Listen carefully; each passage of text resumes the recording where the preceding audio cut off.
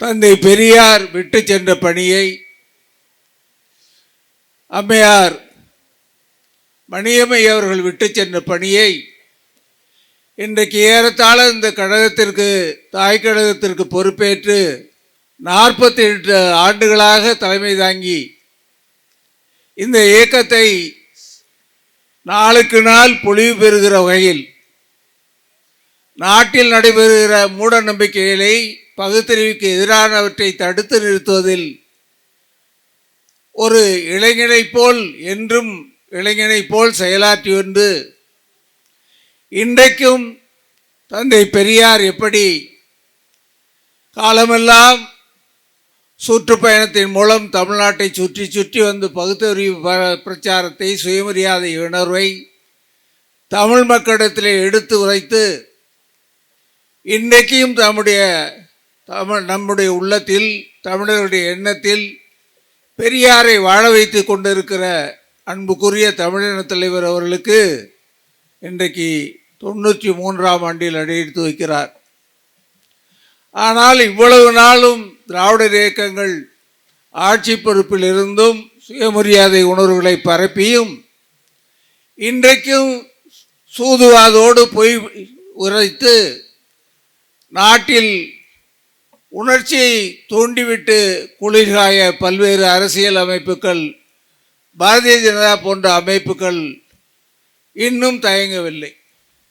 நேற்றைக்கு நாடாளுமன்றத்தில் அருமையண்ணன் பாலு அவர்கள் திருப்பரங்குன்றத்தில் நடந்த நிகழ்ச்சியை பற்றி முன்பே ஒரு நீதிபதி சொன்ன தீர்ப்பை மறுபடியும் எப்படி மாற்றுகிறீர்கள் என்று எடுத்துரைத்ததை சட்டத்துறை இணையமைச்சராக இருக்கக்கூடிய கிரண் ரிஜிஜு என்கிறவர் எழுந்து நின்று இது உரிமை மீறல் பிரச்சனைக்கு உரியதாகும் என்று சொன்னார். இதை திரும்ப பெற வேண்டும் என்று கேட்டார். நான் உங்களை கேட்கிறேன், தமிழ்நாட்டில் தமிழக அரசின் உள்துறை செயலாளர் முதலமைச்சருடைய அனுமதி இல்லாமல் நீங்கள் மத்திய அரசுடைய தொழில் பாதுகாப்பு கடையை எப்படி திருப்பரங்குன்றத்திற்கு அனுப்பி வைத்தீர்கள் என்று கேட்கிறேன். அது உரிமை மீறல் இல்லையா? மாநில அரசினுடைய அனுமதி இல்லாமல் நீதிமன்றத்தினுடைய உத்தரவை ஏற்றி எப்படி ஒரு நாட்டினுடைய சட்டம் ஒழுங்கை கட்டுப்படுத்துவதற்காக முன்வரலாம்? இது அரசியல் சட்டத்தை மீறுவதில்லையா? எங்கோ இருக்கிற ஒரு கல்லை அது தீபம் ஏற்றுவதற்காக என்று சொல்லி அந்த மலையை பார்க்காமலேயே தீர்ப்பு. மலையிலே தீபம் ஏற்றுவதை விட்டுவிட்டு மலையிலே கல் மீது தீபம் ஏற்றுகிற பழக்கம் தமிழ்நாட்டில் எங்காவது இருக்கிறதா? திருவண்ணாமலையில் ஒரு கொப்பரையில் மலையில் ஏற்றுகிறார்கள். அங்கே எப்படி அந்த கல் எல்லைக்கல் என்று வந்ததென்றால் தஞ்சை மாவட்டம் முழுவதும் ஆங்கிலேயர்கள் நில அளவீடு செய்கிற போது அவர் நில அளவீடு செய்வதற்கு எதை பயன்படுத்தினார்கள் என்றால் தஞ்சை பெரிய கோயிலை, அதிலே தான் அவருடைய கேம்பஸை வைத்திருந்து தஞ்சை மாவட்டம் முழுவதும் நில அளவு செய்தார்கள். அதை போலவே மதுரை மாவட்டத்தில் நில அளவு செய்கிற போது நடப்பட்ட கல் தான் அந்த கல். நான் அந்த மலைக்கு சென்றிருக்கிறேன் கல்லூரி காலத்தில் சுற்றி பார்ப்பதற்காக. ஏறுவதற்கு அப்போது தெம்பு இருந்தது. இன்றைக்கு கலவரத்தில் தமிழ்நாட்டுடைய காவல்துறையை பற்றி ஒரு காவல்துறை அதிகாரியாக இருந்த அண்ணாமலை சொல்லுகிறார். அவருக்கு தெரிய வேண்டியமா, அவர் அதிகாரியாக இருந்தார், அவருடைய எல்லைக்குள் ஒரு மத்திய காவல்துறை படை நுழைய முடியுமா? நுழைவது சட்ட மீறல் இல்லையா? என்னுடைய கட்சிக்காரனை தொட்டு விட்டீர்கள், நாங்கள் விளக்கேற்றாமல் விடமாட்டோம். ஏத்துங்களை உங்கள் வீட்டில் யார் வேண்டான்னு சொல்கிறா? இன்றைக்கு இது எப்படிப்பட்ட காவல்துறை? தமிழ்நாட்டினுடைய காவல்துறை. இந்திரா காந்தி தமிழ்நாட்டுக்கு வருகின்ற போது பல்வேறு இடங்கள் கலவரம் நடந்து கழக தோழர்கள் மீது துப்பாக்கி சூடு நட வந்தபோது காஞ்சிபுரம் எல்லையில் அடியெடுத்து வைக்கக்கூடாது என்று சொன்னவர் யு சுப்பிரமணியன் ஐஏஎஸ், தஞ்சை மாவட்டத்துக்காரர். அவருடைய மகனின் மாமனார் ராமலிங்கம் என்று ஒரு காவல்துறையில் இருந்து ஓய்வு பெற்றவர் திருவையாற்றில் காவல் நிலையத்தில் காவல்துறை அதிகாரியாக இருந்தார், சப் இன்ஸ்பெக்டர். அவர் அப்போது station incharge, station officer, sub inspector, இப்போ இன்ஸ்பெக்டர். அவர் அவருடைய சரகத்தில் இருக்கக்கூடிய கிராமங்களுக்கு பார்வையிடுவதற்காக சென்றிருக்கிறார் சட்டம் ஒழுங்கை பற்றி. மாவட்ட காவல்துறை அதிகாரியா அந்த காவல் நிலையத்துக்கு சென்று எங்கே அதிகாரி என்று கேட்டபோது வெளியே சென்றிருக்கிறார் என்று டைரி எழுதி வைத்திருக்கிறார்.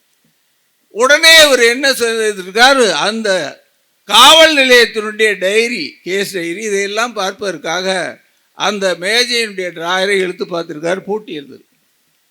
எஸ்பி அதை உடைச்சிட்டு எல்லாத்தையும் எடுத்து பார்த்துட்டு அவர் புறப்பட்டார். சப் இன்ஸ்பெக்டர் திரும்பி வந்தார்.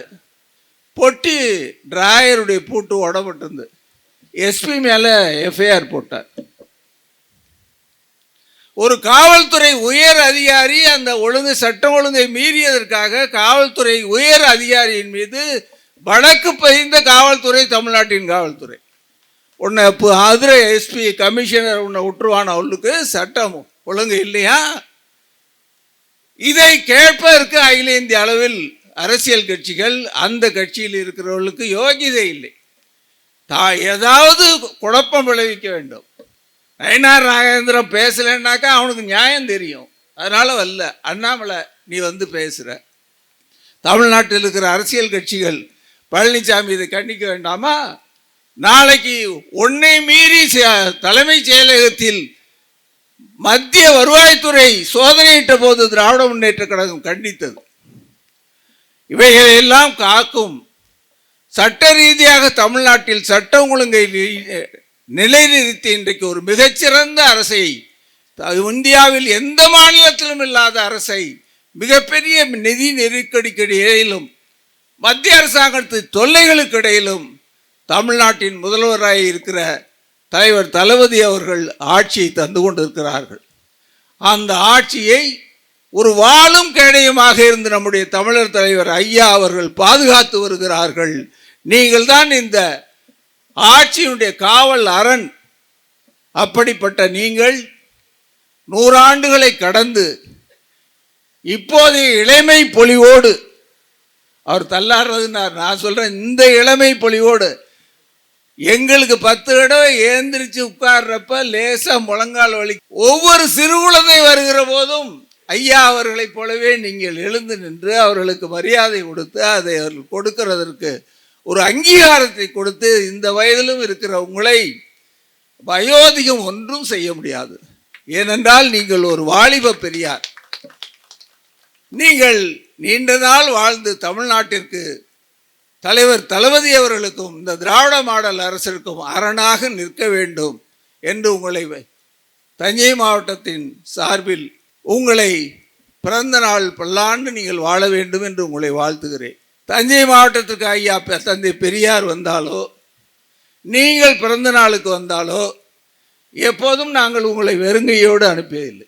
நான் முதல் தந்தை பெரியாருக்கு கள்ளப்பெரம்பூரில் 4 டயர் கொடுத்த கூட்டத்துக்கு போயிருந்தேன்.